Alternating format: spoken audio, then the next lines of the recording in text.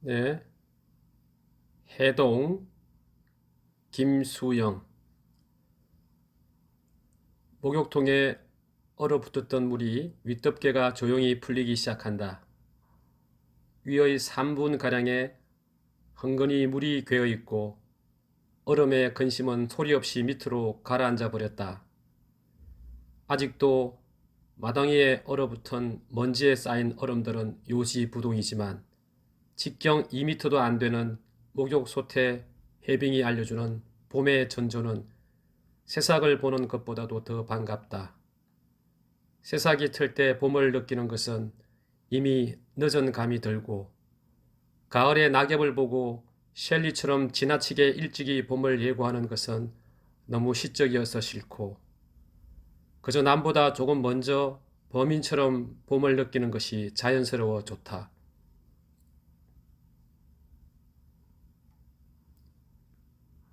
새싹이 솟고 꽃봉오리가 트는 것도 소리가 없지만 그보다 더한 침묵의 극치가 해빙의 동작 속에 담겨 있다.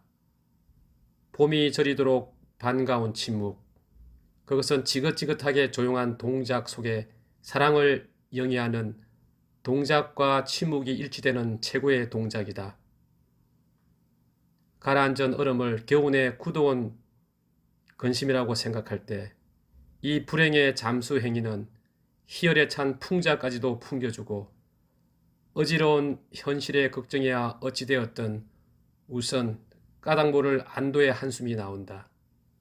수도가에 씻어놓은 저녁살이 튀어나올 듯이 하얗게 보이고 마루에 올라와 난로가에서 손을 부벼보면 손의 두께까지도 제법 두툼하게 느껴진다. 피가 녹는 것이라고 생각해 본다. 얼음이 녹는 것이 아니라 피가 녹는 것이다.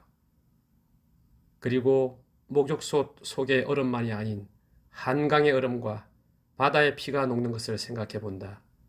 그리고 그 거대한 사랑의 행위의 유일한 방법이 침묵이라고 단정한다. 우리의 38선은 세계에서 제일 높은 빙산의 하나다. 이 강파른 철 덩어리를 녹이려면 얼마만한 깊은 사랑의 불의 조용한 침잠이 필요한가.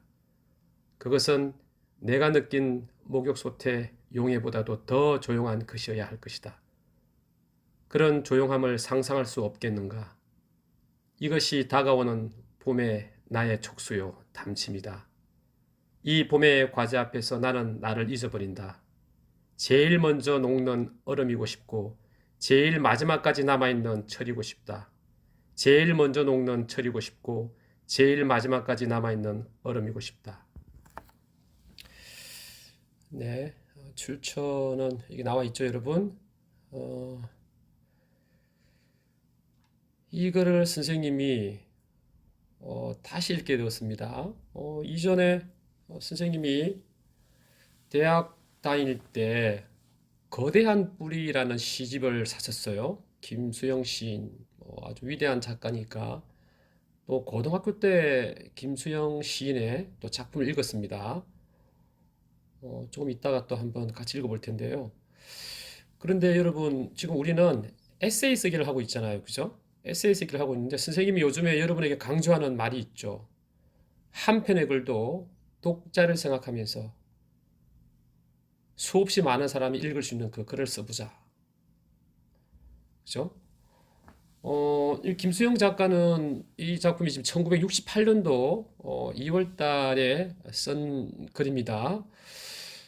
어, 출판사나 신문사에서 써달라고 하면 써주지 않았겠습니까? 근데 음,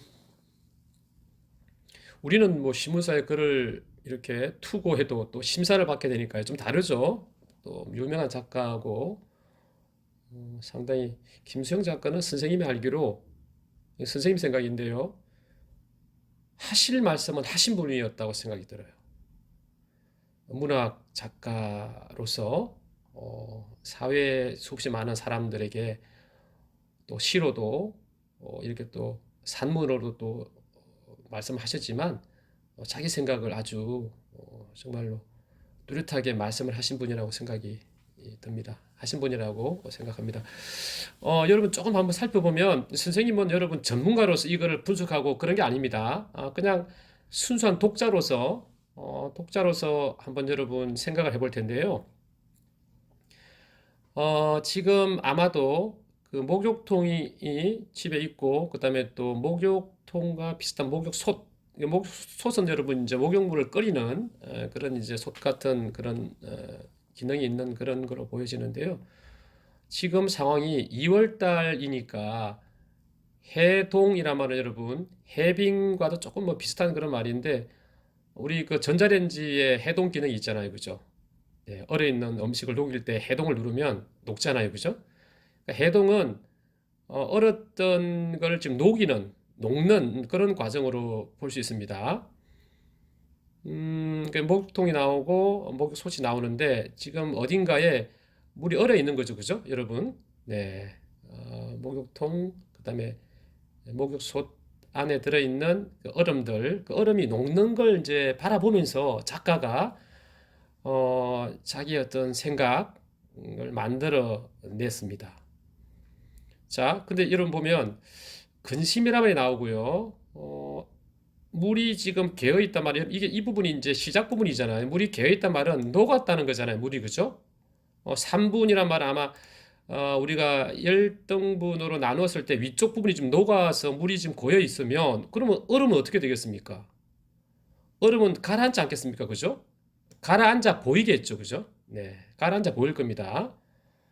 어, 그 다음에 아직도 마당 위에 얼어붙은 먼지, 얼음은 요집, 뭐 당연히 그렇죠. 그죠? 뭐 마당은 지금 아직까지 덜 지금 녹았고요.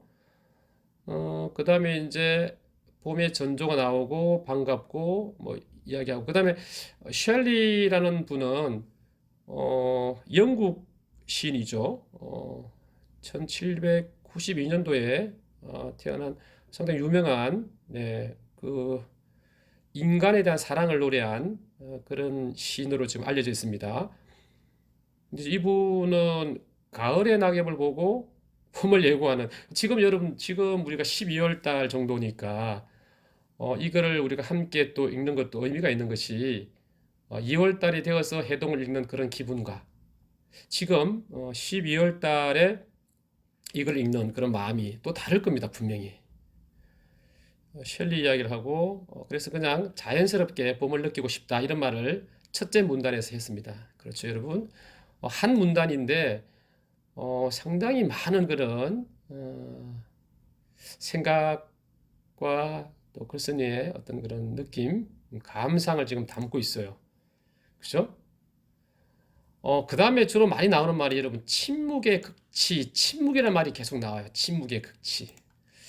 이 침묵 상당히 중요하게 보여집니다.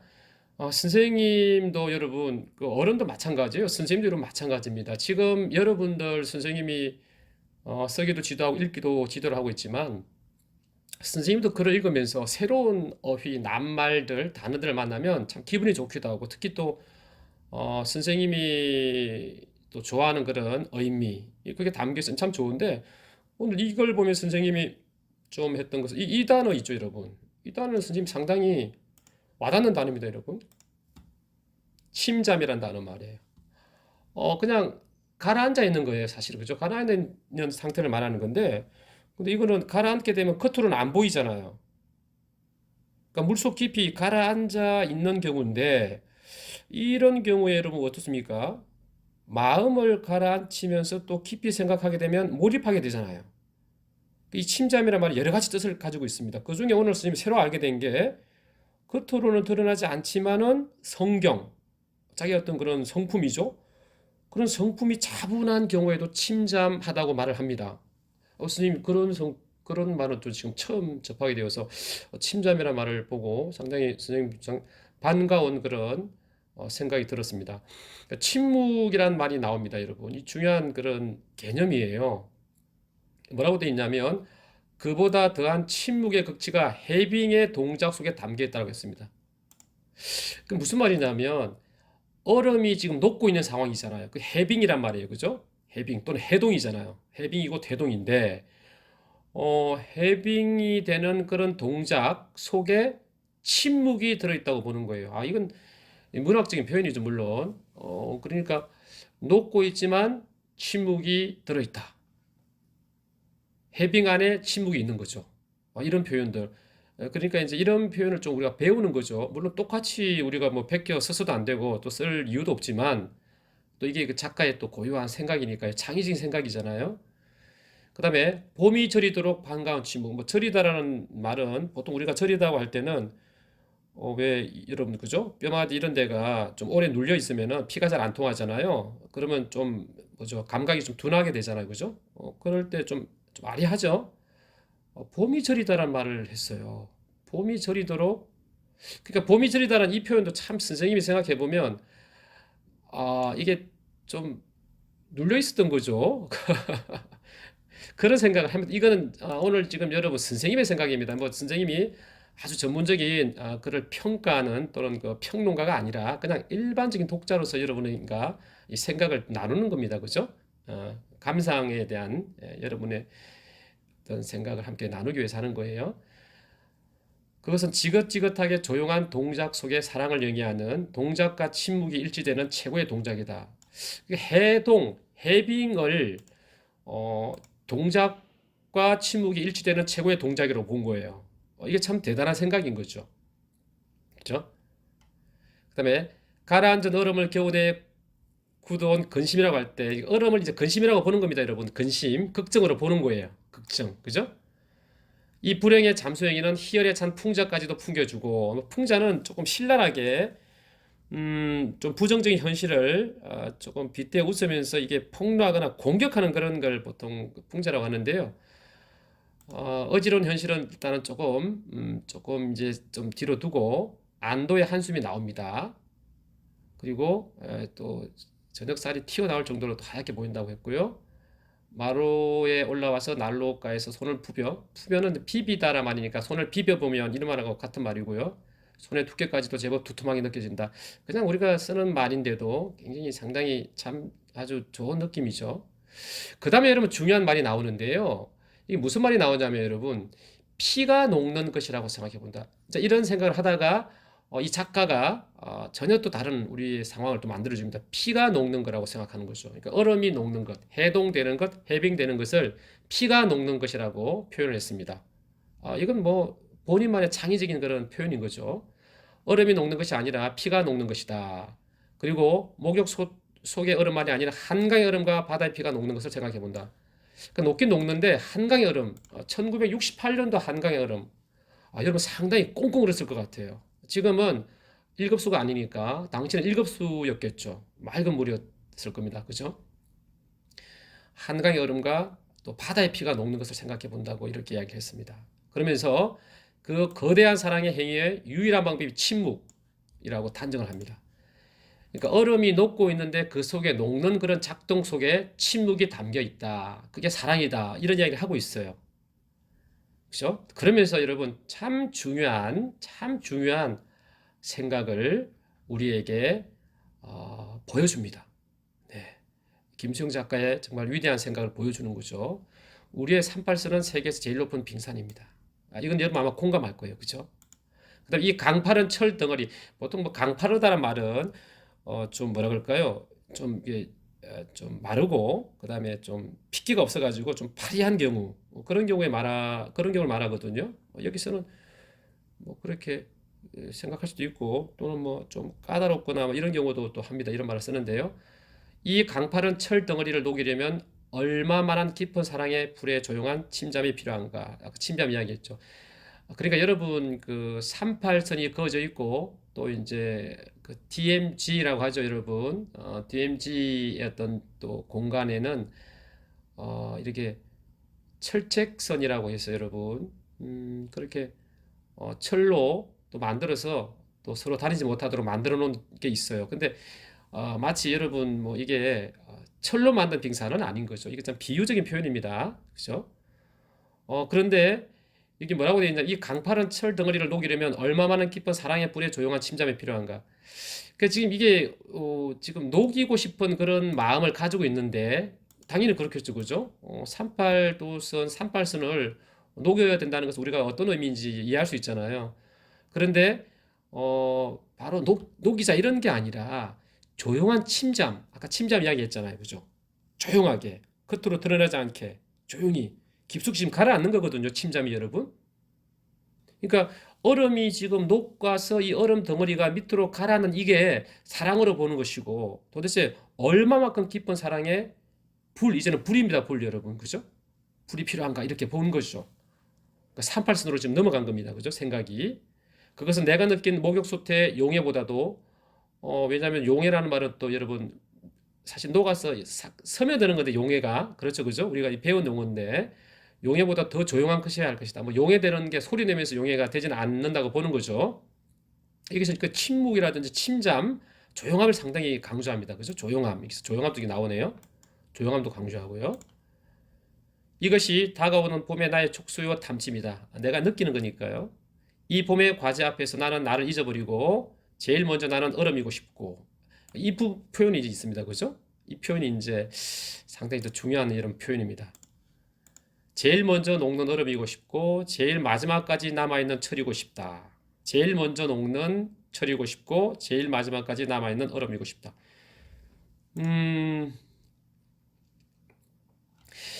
이 글의 제목을 해동이라고 썼잖아요. 그죠? 그 제목을 쓰는 방법이 여러 가지 있는데 이 위대한 작가가 해동이라고 썼습니다.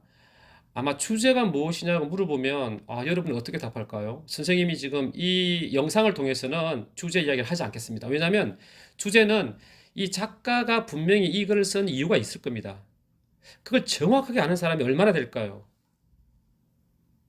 선생님은 오히려 선생님이 생각하는 그런 주제가 있는데 이거는 여러분과 함께 공유할 생각이에요. 여러분 생각도 물어보고 그래서 정답을 찾는 게 아니라 여러분의 다양한 의견을 이제 우리가 만들어가는 게 중요한 거니까요. 참 대단한 작품입니다, 여러분. 해동. 그죠? 이제 여러분이 초등학교를 졸업하게 되잖아요. 중학교, 고등학교 가게 되면 이런 작품을 만나게 됩니다. 물론 지금도 아마 여러분 이런 작품보다도 더 어려운 작품 또 읽고 있는 학생이 있겠죠.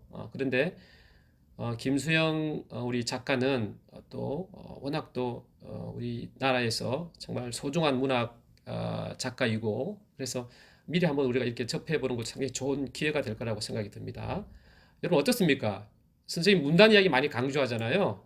몇 문단의 글입니까? 한 문단, 두 문단, 세 문단, 네 문단, 다섯 문단 밖에 안 되는 이 글인데 1968년도 쓴 작품인데 지금도 이렇게 우리에게 힘을 주는 그런 글입니다. 어떻습니까, 여러분? 2월 달에 읽거나 3월 달에 읽어도 좋겠지만 12월 달에 이걸 읽어도 좋겠죠. 그죠? 네. 선생님이 책을 또 거대한 뿌리라는 또 시집을 샀고 그 다음에 김수영 전집 1, 2 두 권을 샀어요. 시와 산문. 그러니까 선생님이 지금까지 가지고 있었다는 것도 대단하지 않습니까, 여러분? 그죠?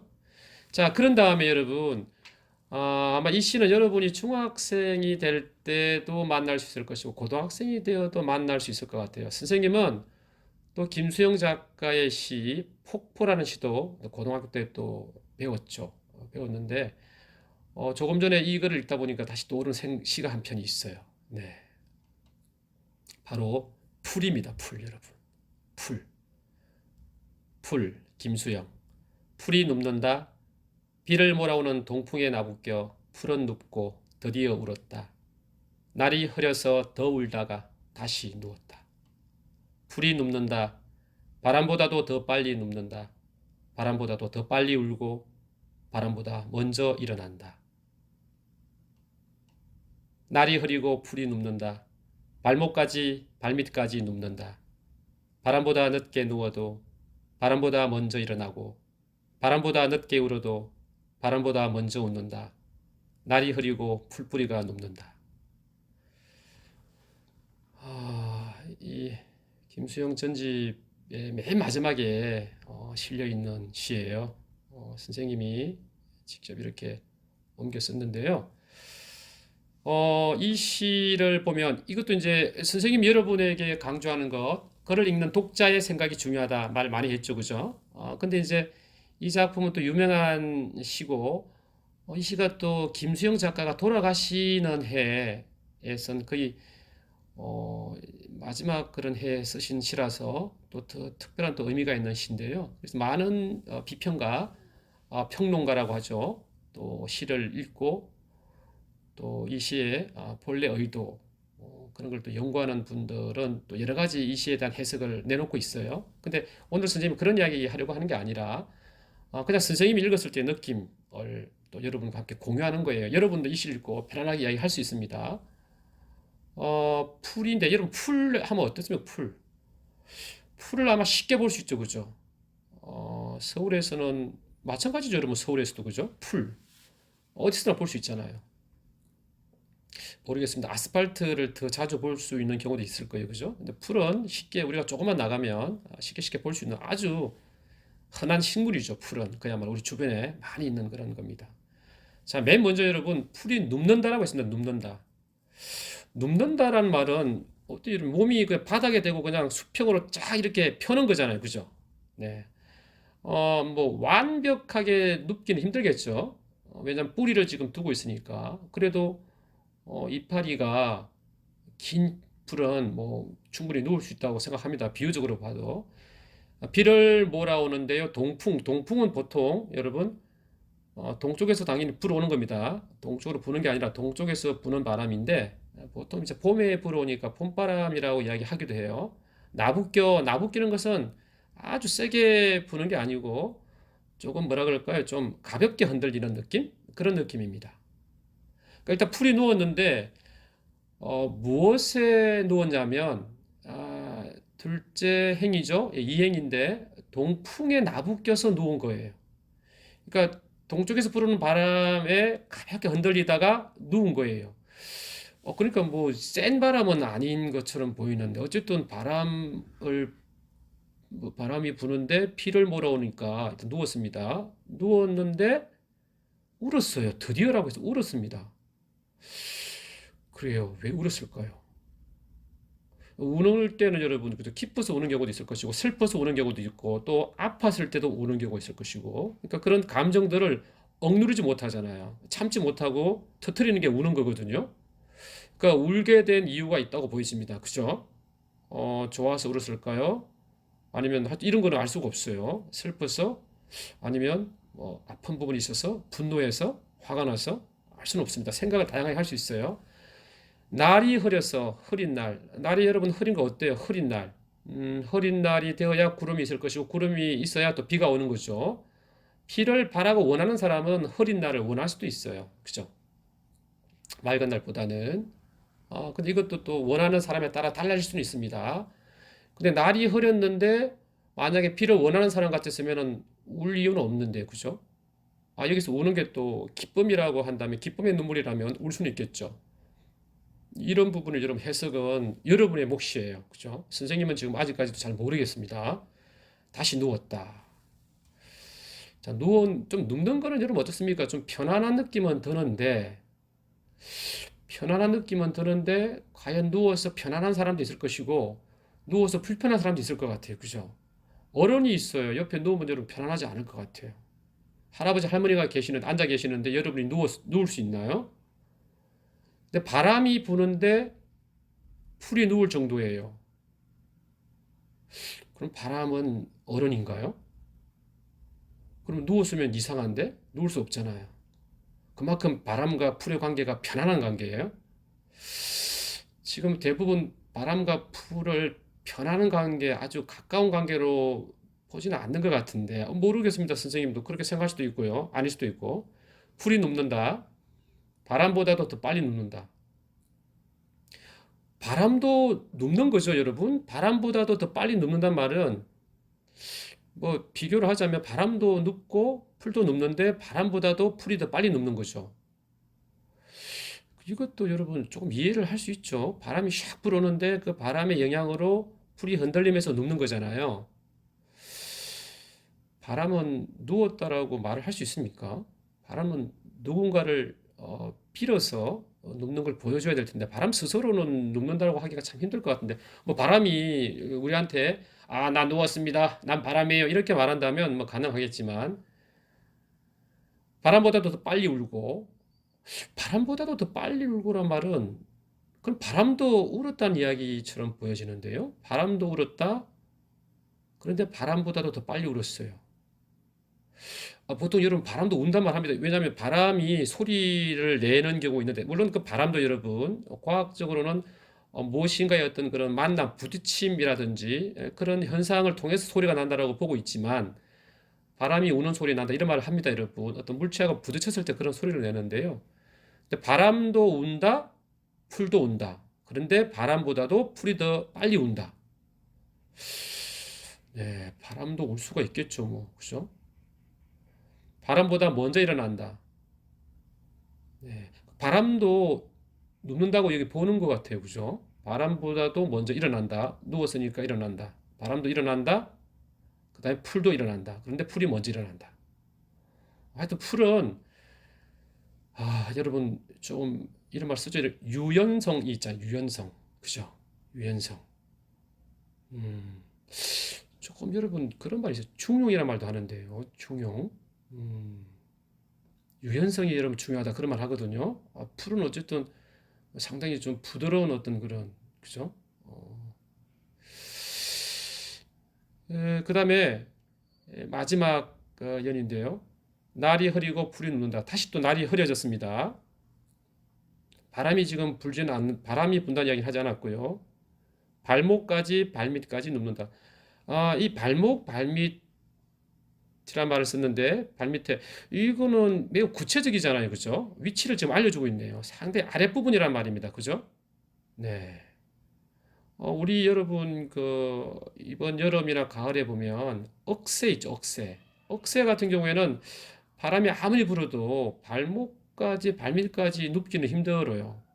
그런데 좀 작은 풀들은 이게 가능합니다, 여러분. 그죠? 상당히 밑에까지 눕는다는 이야기를 합니다. 구체적으로 발밑에는 거의 땅바닥이잖아요. 그 땅에까지 쫙 깔리는 거죠. 바람보다 늦게 누워도 바람보다 먼저 일어나고 바람보다 늦게 울어도 바람보다 먼저 웃는다. 웃는다란 말이 나왔네요, 여러분. 아까는 안 나왔는데 웃는다가 나왔습니다. 바람보다 늦게 울어도 그 바람도 울어요. 바람이 먼저 울었나 본데요. 그 다음에 풀이 울어요. 그 다음에 바람이 먼저 웃고 아니죠. 바람보다 먼저 웃으니까 풀이 바람보다 먼저 웃는 거죠. 그 다음에 바람도 웃긴 웃어요. 네. 참 날이 흐리고 풀뿌리가 눕는다. 풀뿌리가 눕는다라고 했습니다. 풀이 아니라 뿌리가 눕는다. 뿌리는 보통 풀뿌리는 흙 속에 몸을 두고 있잖아요. 그죠? 물론 풀이라고 할 때 여러분 사실 풀은 뿌리를 포함해서 풀이라고 하는데요. 풀뿌리가 누워버렸으니까 편안했을까요, 이제? 그런 생각이 듭니다, 여러분. 네. 오늘 여러분, 이 선생님이 뭐 이게 문학 작품을 선생님의 어떤 느낌으로 한번 감상을 해본 거예요. 여러분, 또 여러분과 함께 또 여러 가지 생각을 나눌 거고, 이렇게 짧은 글 한 편, 또 짧은 시 한 편이 우리에게 정말로